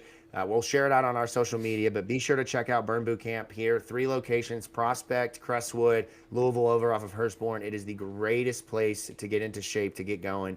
Check it out. Speaking of getting into shape, let's do it this weekend, guys. It's time. One last weekend, Kentucky. No excuses. No excuses, because you've been getting your ass pummeled for a lot of years. You can't be one and done here. You've got to figure out a way. And Vince, I'm sure there's been weeks, certainly UK, you all have had it with the flu game, and what was that, in 2019, where everybody was sick and Lynn Bowden went nuts. We've seen many of other years where there's been injuries, but if you are Jeff Brom going into this game, what's the game plan here? What are you doing? I mean, with the injuries at running back, man, I'm just saying, F it. Like, I trust your defense at this point. I get they're coming off a rough week, but they were, like he said earlier, they were damn near due to have a rough week. I'm shocked it didn't happen earlier in the season. So trust your defense up until this point that they can play good D and just let Deuce have a day. I mean, just go. We've seen it with Kyle Bolin. We've seen it with Lamar. We've seen it with so many other freshman quarterbacks who have stepped up in this game in big moments. So, I mean, just say F it and just air it out. I mean, trust your O-line. You know, that we've been talking in previous game notes that part of the reason Miller's been getting sacked is because he can't maneuver around in the pocket. Well, hopefully we're trusting Deuce to be a little bit better with his feet. And, man, just throw it. Throw it. Yeah. And I don't think the offensive line was terrible against SMU. Now, they certainly weren't great by any means, and the 2 sacks that Deuce took was him trying to step into a pocket and escape to make a play. I'll live with that. And one was a delay lurker from a linebacker who just no one had a chance to block. Like, that kid just shot out of a cannon. It wasn't just because he was white. He had a neck pad, too. He Vince Coco, just gone. I see the guy. I got red in my eyes. I'm getting him. So, and Vince, I would love to see get 4 or 5 guys out. Boykins, guess what? You've been at running back all year. Get your ass in the slot. We need you back catching passes again. Yeah. This is a game with a big opportunity for guys who haven't got that shot, like Trayshawn Hurry, Dakari Collins, guys who have sort of been. Give me TJ McWilliams out there. Give me some of these guys that have not played. Chris Hughes, Trayshawn Hurry, Dakari Collins. You can make plays with the pieces you have here. You just got to believe in them. I think it's that simple, Keith. And just because you're airing the ball out, that doesn't mean you have to go fast. I don't want to see us trying to be something we're not, running like that SMU muddle huddle. Depth is obviously going to be a massive concern for this game. And this is a perfect time to play Deuce. Let that play clock run. Get the clock, get the call in early, have him get the play read out in the huddle, and then 15 seconds the audio cuts off. Get lined up, go. I don't want to see a single offensive snap while we're still in neutral game control before 10 seconds hits the play clock. Like, keep the clock moving. Let's try to shorten the game because of the depth issues, and let your quarterback with a live arm sling it. And I know there's talk about Miller Moss coming back, and I get it. If I was in his shoes, this is probably going to be my last or second to last college game. You want to get out and you want to play. But if you're going to go 2 quarterbacks and do that bullshit last week, Deuce showed he's got a live arm. You got to let that kid get out there and rip it some. And we've been talking about it for a while, Keith, just week to week on the show on Wednesday, is just more motions. I mean, continue with the motions. I mean, that's just going to be nothing but more friendly to Deuce Adams, showing him is it man or zone. giving these defenders extra things to look at that could just confuse a guy. We saw in the game notes, what it can do to Caleb Perry and our linebackers. Right. Yeah. I mean, it just can completely spin you around. So Right. why not run that? And they tried this week. I mean, they brought Jaleel in motion a couple times, and they tried with Colin Lacey. They tried with Chris Bell, which they had not done that all year. My problem is they motion and they motion and they reset. Right, Yeah, quit motioning and reset. Go. Like reset. Yeah, go. Like Jacob the one with Deuce. That shit. Go. Like the one with Deuce on the jet was him continuing in motion. He didn't settle or stop or anything. So the defenders have to sprint after that. They don't have a chance to say, okay, he settled right here. I'm gonna inch over a little bit more to the right because now I have 1 and 2, and now I have to be splitting 2 and 3. If you go ahead and hit them with a quick motion, then they don't have that chance to set up. And I wonder if it's more so he's more concerned about our players getting it wrong versus their players making a mistake, which is just silly. I bet it is, Keith. If you motion and reset, yes, you get a chance to reassess. That also gives the defense an opportunity to either reassess and change what they're doing or move and get back in place so you can't catch guys out of position. So there is a play. Go ahead, Keith. Go ahead. Sorry. To summarize what I think Vince and I are both saying, I would like to see our script play calling over the entire game. Like you've got that big ass Waffle House menu in front. You've got that big ass Waffle House menu in front of your face the whole game. Throw the damn script on there so you don't forget about him. Put sticky notes and points on that shit like Memento. Do not believe his lies. Well, the script is on. The script is on there. Trust me, because I laminated every single one of them for the coaches. The script's on there. Just go back to it. Don't be afraid to go back to the script. If it's working, it's not one and done on those plays. It's not like you can't use them. It's just not a Survivor League. It's not once they're done, they're out of the pool and you can't use them anymore. Continue to go back to it and find a consistent game plan and stick to it. There was a play I was going to say last week where SMU is not set defensively. Louisville motions, recollects. Guess what? SMU has a chance to figure out where to get. They get back and play, and they have a TFL. I mean, it's just little stuff like that. You got to be able to read and react better, be able to move quicker. And against Kentucky, this is a team that's not disciplined either. SMU was not a very disciplined football team. Kentucky, not a very disciplined football team. If Kentucky gets punched in the mouth in this game, I can guarantee you, just like Louisville did against SMU, they will lie down. You have to punch first. You have to be aggressive. And I hope, I've never said this about anyone else, I hope we have a Bobby Petrino mentality this weekend. Fuck them. Fuck them. Fuck the blue. Fuck that stupid logo with the birds having sex. It's stupid. We hate them. Kick their ass by all means necessary. Pull out any card you have to.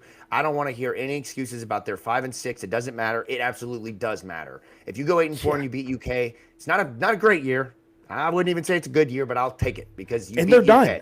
They're done. That's right. Their season's done. Over. And they got to live with their $50 million buyout coach who they got to bring back for another year like Florida State. And don't even get me started on Florida State, Keith. Oh, my God. We're at a bar on Friday night, and no one is watching the Florida State-NC State game but me and Vince. And they roll out that damn field goal team, and I audibly stand up and yell, what in the are we doing? And it's not even had people looking at him. I was like, oh my God. I'm like, fire this guy now. Leave his ass here. Don't let him back on the bus. This is the worst play calling I've ever seen. Anyways, don't do that. Don't go into the game this weekend with that mentality. Dominate by any means necessary. Make sure if you got to pull out your one pregame speech this year, Jeff, it's now. It's time to go. I don't care. This is a Kentucky team. Now, look, they are 5 and 6, okay? They are not a good SEC football team. But when you look at who they have lost to this year, a lot of teams would have lost to the teams that Kentucky lost to. Ole Miss, South Carolina, Georgia, Texas, Tennessee, Vanderbilt. A lot of teams would have lost to them. And if you don't come ready to play, this Kentucky team is going to kick your ass. Hands down. They will. They will kick your ass because they have SEC talent, and we do not. Now, we do it some places, but not everywhere. And if you don't come ready to play, Kentucky will kick your ass. We've seen it so many times I can't even count. And my God, if we watch that this weekend, there's going to be another level of anger in football unlocked for me that I don't think I've reached in quite some time, guys. I want Jeff Brown to stop playing honorable football. And you know how like the joke is like, oh, the old man, the forward pass is bullshit. I feel like we're reaching Talking that about place. yourself?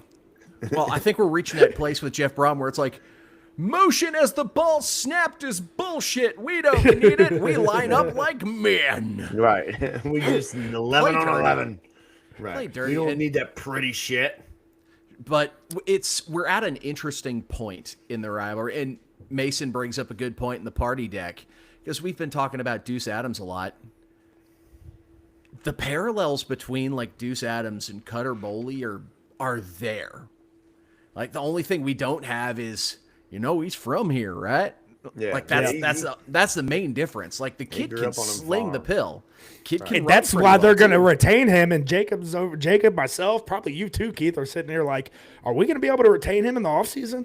Like, are we going to be able to keep this kid? Yeah, two drastically different paths, and it's wild to think that our staff probably chose the wrong one, despite everyone in the fan base clamoring otherwise.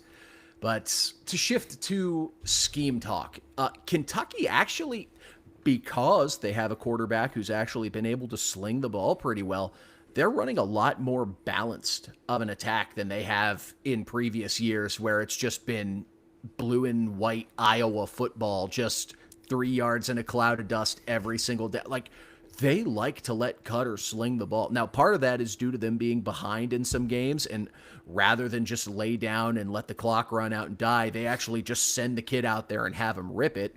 Sometimes it works out well. Other times it doesn't.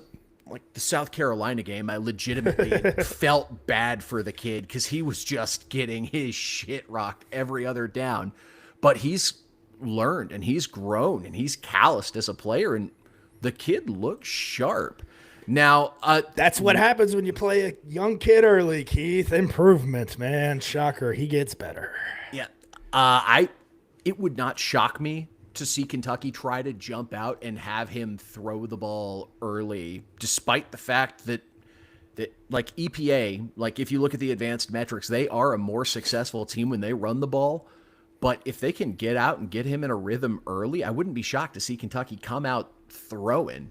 Like that's what they did against Florida. Well, and what SMU just did. he was connected and working. And yeah, the book's out. Like, we can get cooked with a mobile quarterback, and Boley can scoot. The only other thing I had on their offensive scheme is they love using pre-snap motion a lot, and they do it well because they don't hyper aggressively target the motion man like we've identified with a team like Cal, where if 21's in motion, he's getting the fucking ball. They don't do that at Kentucky. They just motion to force defenses to make reads and make moves and trust their quarterback to process and make the right decision in real time. God, here I am longing for a Mark Stoops offense. Fuck, we're down bad. Jesus Christ. That's what I was about to say, man. Are you advocating for Butch Hamden to come and be the next offensive coordinator of Louisville? Well, the wild thing is they've hired a bunch of really good offensive coordinators that have just had to fall on the sword for other reasons. Right, So- exactly. That's true. Right. That's true. Steve? I'm worried about the run game on that. We're just to keep going with the offense. I am terrified that I just have Lynn Bowden flashbacks, man, right, of just right. them running. How could and you not it's right just- now? How It's, could you it's not right gaps with guys not fitting right. It just worries the hell out of me. We saw first play of the game where we don't even have a DB move 5 yards after the ball is snapped. If that happens against Kentucky, we're going to get routed. They're going to run the ball 40 times at that point. Yeah, they won't. They're not. Let's not get it twisted. They will run the ball 40 times to beat Right. you if it's there. Louisville was only given up over 200 and let me go back and look at this real quick. Over 250 yards passing is I believe the number I'm looking at here. Let me go back to Pittsburgh. I think that 250 yards passing 3 times this season. Okay, they've not done it in back-to-back games. Every time they give up a 300-yard passing game or a 250-yard passing game, they come back out and they shut the offense on the other side down passing the ball. Now we're in different times because your record doesn't reflect the type of football you want to play. But at the same time, I could totally see Louisville coming in, going all in on stopping the pass in this game, and UK offense just over and over and over again, like we saw in 2019, 2020, and 2021. They have 2 guys. They have one guy that's, around 720-ish yards, and another around 530-ish yards. That's Either one of those guys can bust you at that point. We didn't have a great game at SMU, predominantly due to explosive plays late. Right. I dare them. I would love to play that game. You want to run between the tackles? Be my guest. Pending the injury report coming out on Wednesday. Because if Conga, Jarrett, if we have 4 D linemen not playing this game, okay, I'm going to be a little bit less Take your words back. You need Antonio Watts back too, man. I mean, you need your tone setters on defense. Can our linebackers figure out how to fold and fill? Can they figure out how to cover? I think can they figure out how to play linebacker is really the question here, Keith. So basically, though, I trust our D-line if they want to try and muck it up and run between the tackles. I trust the defensive line to get the job done well enough to where that's not going to be a winning game plan for them, which is why I think they're not stupid. They know our interior D-line is really fucking good because we've stopped bigger teams than them from running the ball inside against us. Why I think they're going to lean more towards the passing attack in this game if they can get it going. You got the big play late from Shady Clayton Johnson, but Keith, I watched TJ Harden run through Louisville all game long. Now, it wasn't consistent every play. He had a couple of TFLs and a couple of backwards plays, but they figured out smartly how to mix in him particularly in the middle, more so than outside the tackles for SMU on Saturday, and it gave them that flexibility and that versatility to go back and forth between the run game and the passing game. I think Kentucky can absolutely mimic that same strategy. Now, they don't have the weapons that Brinson and Hudson and Ymir Knight were, but they have enough guys that can make plays, and they have two really good running backs at that. If Louisville if their linebackers, if TJ Quinn, Caleb Perry, if those guys do not, and Stanquan Clark do not come ready to set the tone, like Vince is saying, they're going to run all over Louisville, no matter what the injuries are at defensive line, no matter what they are. They're going to have to. The linebackers are going to be the key defensively in this game. And you're going to have to contain Boley too, man. Like Keith, you mentioned it. He will use his legs. He's got 100-something. He's got 114 rushing yards on the year. And I mean, you know what's so impressive about that, Vince? They fucking track sack yards now. And the dude's been sacked, 12 times this season, something like that? I mean, Boley? Yeah, how many times has he been sacked this season? 20. Okay. Yeah. And he's still got positive rushing yards. Shit, we might be in trouble.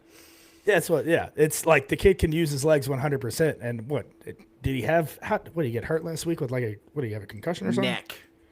Neck stinger. Yeah. Ooh. Yeah. So I mean, he came back and played that game. He's clearly not a juke you out type of guy. I mean, a little skinny shit will try and run somebody over. He was getting sacked and basically got launched into one of his own linemen who basically power kneed him in the head and neck.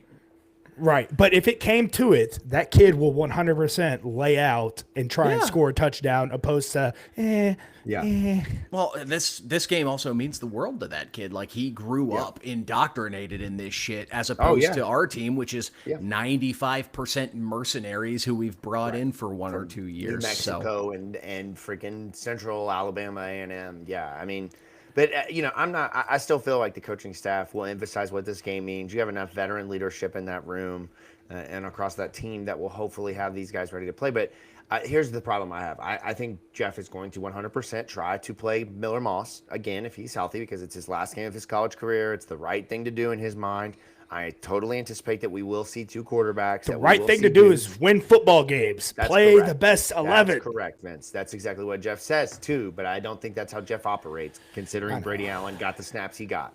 And I think that it's purely going to come down this weekend to, can Jeff get out of his own head and try a different approach and a different game plan against a team that is going to do the same shit that they always do. They're going to come in here. They're going to try to punk you. They're going to try to make you commit fouls. Sweatpants Mafia. Fights.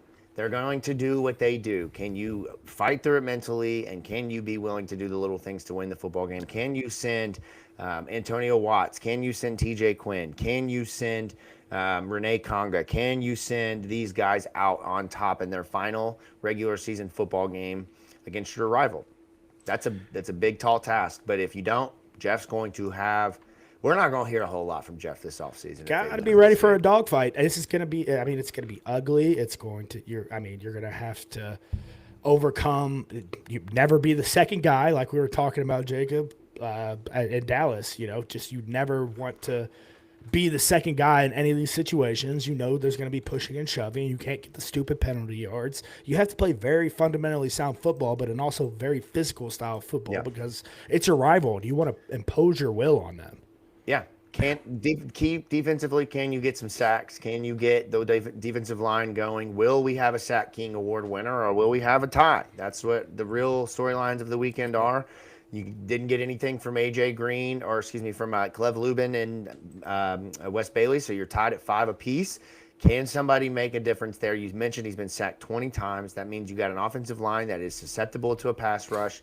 They can get after a quarterback, Ron English, draw it up, make some plays, bring the pressure, make him think, do different things than what you've done. Try to switch it up coming off of last week. I feel confident that the defense will bounce back and they will play much better. They have all season long, they have not had really 2 bad games in a row.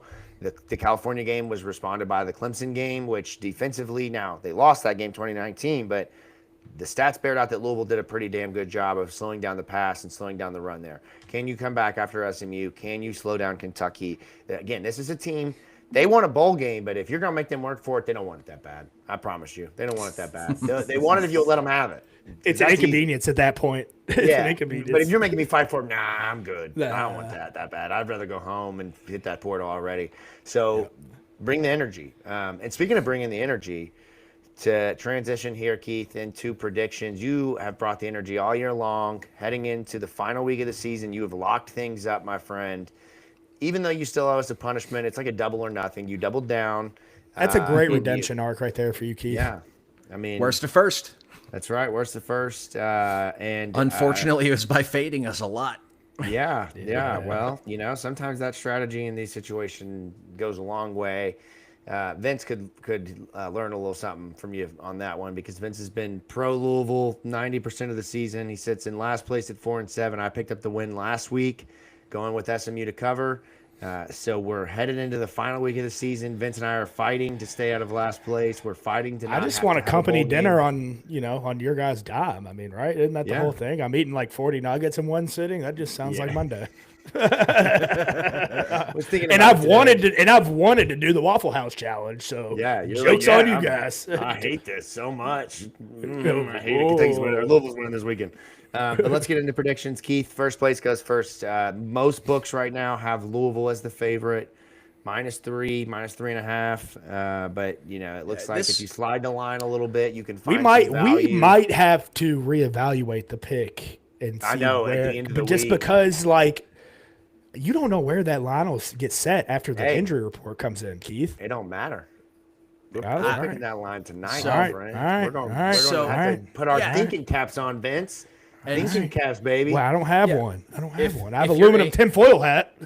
Yeah, if you're anxious to get your picks in, what do you guys want to go with? I guess 3 even is the -110 line most places. I try to have a half hook on there, but you can find the hook on both sides. Like you can get UK +3.5 at books that under 120, and you can get the same Louisville giving up 2.5 at better odds than -120 at other books. So the odds are in a weird spot. Do we just want to go with the flat 3 and risk a push? Let's go with the flat 3 here. I think that makes the most sense, even though it's going to move. I think when you get to this game, it could be. What do we think the margin is on kickoff? I mean, it could be very, very, very close, like a pick 'em at that point. I mean, honestly, it depends on the injury report. Look, rivalry games are weird. And this is a Kentucky team that their defense, they are a really unique sort of unit. They'll throw a lot of different looking stuff at you. They don't have a true base set because they'll have a linebacker with his hand in the dirt, and then they'll move that linebacker out to be stand up and be showing like a 3-3-5 look. So it's going to be a lot of different things. But if we learned anything off the last couple of games against real opponents Kentucky's played, you can beat them through the air. Yeah. Like Vanderbilt was having a field day against Kentucky, just torching guys, getting downfield, easy, deep passes every single day. Now Vanderbilt, top 15 team. Mm-hmm. The other thing is, it looks like what a world we live in. The other thing is, like Jacob said, Vanderbilt has a quarterback with a live arm, and we don't seem to want to play ours. Yeah, right. Yeah, I was interested in how you were going to phrase that one. We don't want to play ours. Yeah, that's a good one. Because honestly, that is the sort of decision maker for me. It's not, are we just going to be relying on our sixth string wide receiver convert this offseason at running back? Because I don't think we're going to overwhelmingly lean on the running game, because that's what Kentucky's defense does best. They're a good run stuffing team. You got to beat this team through the air. Right. I think we got to sling the ball, but I don't think Jeff is going to play the kid that can sling the damn ball. We're going to throw the ball with freaking Miller Moss 50 times this game, aren't we, guys? Is that what's about to happen?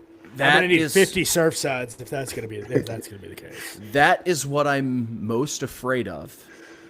And just now, I know the stat is closing lines, so we'll see what the line moves to. I don't think it's going to be in our favor, so I'm going to continue to ride the trend, and we go 0 for the season at home against the spread. Give me the bad guys and the points. Yeah, man. Are you going to go second? You're in last place, so I feel like you want to go last here, but I'm really interested in your pick. So you want to go next? I'm picking Louisville. I'm picking Louisville 100%. I'm riding the wave. Well, now Jacob can guarantee that you can't beat him. That's if he correct. Just copies your pick. That's correct. And that's exactly what I was looking for. I don't care. My heart, of course, wants to say Louisville and the points. It's Kentucky week. We'll figure it out. My brain. That's what I'm saying. Everything. Yeah. Vince said, "Turn the brain off." I don't care what it says. We're not when do I turn it on? Yeah, I was gonna say it's not working anyways. I want. I like to be correct. I want to pick. I would pick Kentucky money line if I could, but I would take Kentucky with the points. But because of what I said before, Louisville's defense has not had 2 bad games in a row.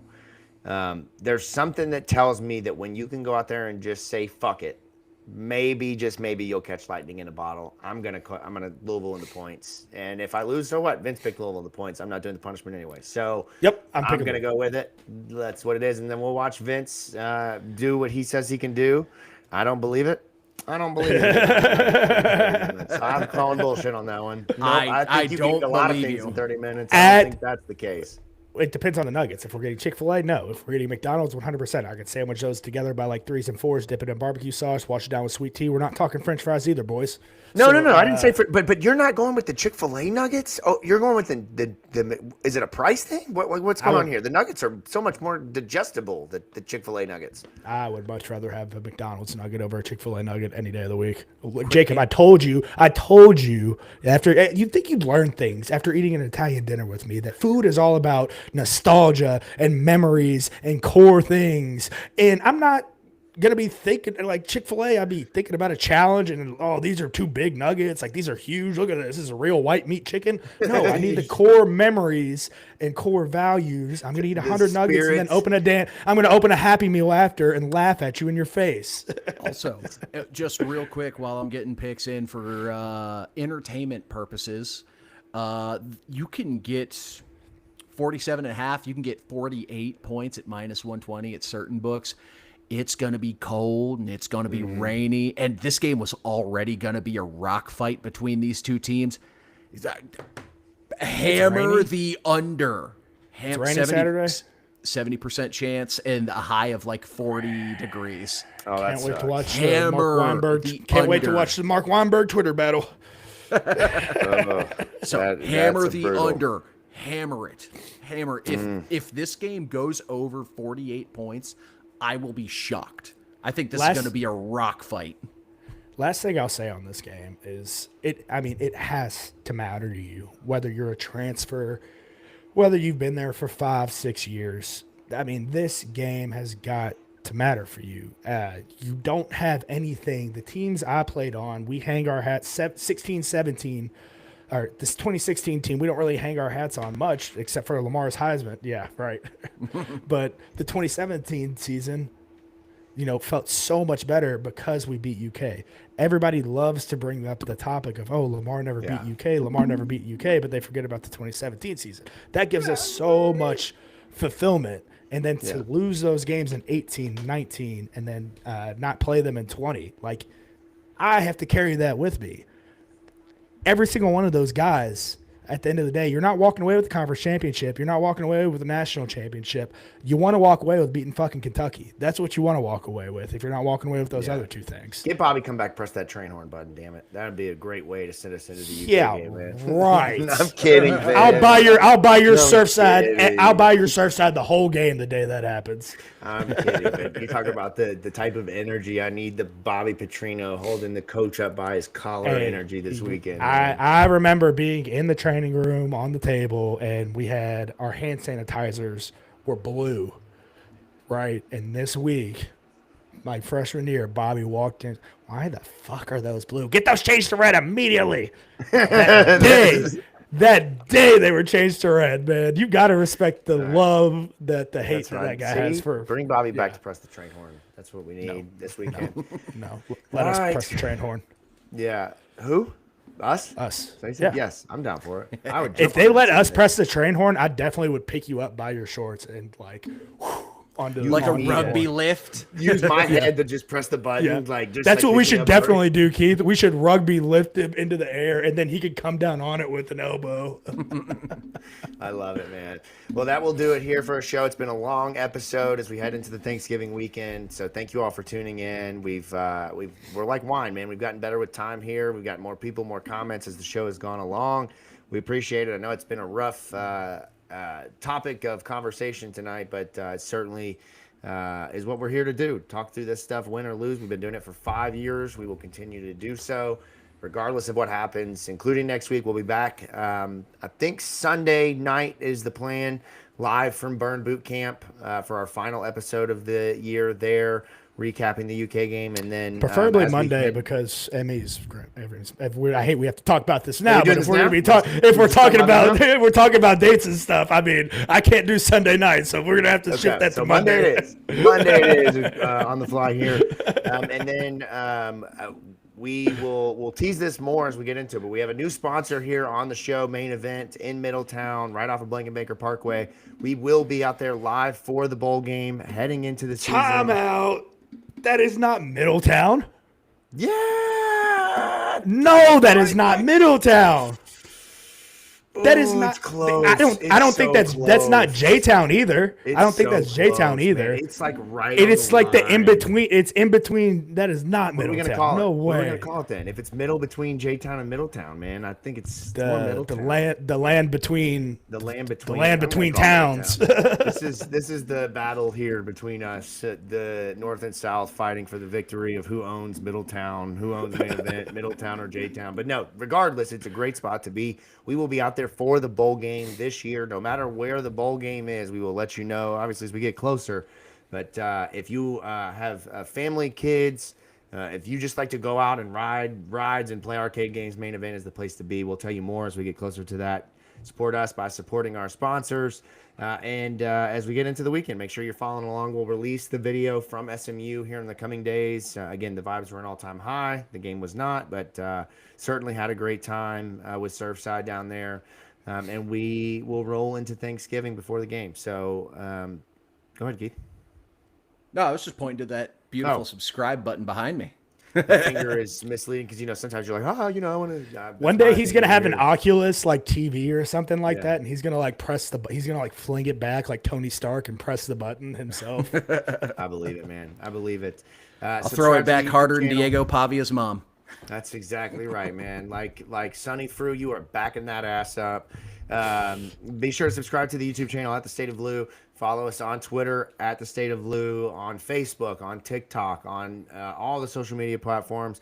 Be sure that you have joined 1912 Society Discord, the place to be for Louisville athletics, all the news, notes, content that you could need there. And as I mentioned, we will see you next week for our UK recap as we roll into the bowl game preview and everything that comes with that. Unfortunately, no ACC championship this year for us, but that is okay. We live to fight another day. 2027, 2026, that's what's next. That's our year. That's our year, guys. All right. We will get out of here with that. Jacob Lane, producer Keith, Vincent Lococo. Go eat yourself an Italian meal and enjoy some Italian heritage. That's what we want you to do here, ladies and gentlemen. Until next time, go Cards. Go Cards! Go Cards.